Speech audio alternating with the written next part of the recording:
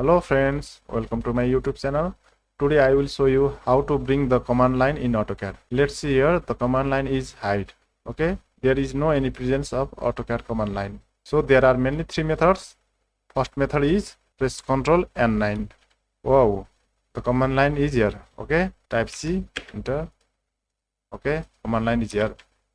Another method of command line to showing is type command.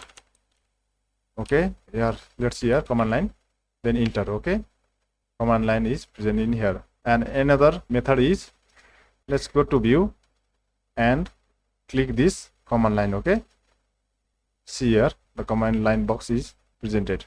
Okay, as if you want to hide this. Okay, and another bonus tips is, if you want to work in a large workspace, then press Ctrl 0 also. Okay, the home tab is hide. Okay, wow, the workspace is too large.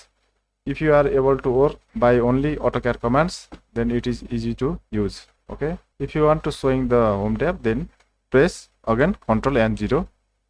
Let's see here, home tab also present, and Ctrl plus 9, then command line is also showing. Thanks for watching this video. Please don't forget to share and subscribe for more informative videos. Thank you.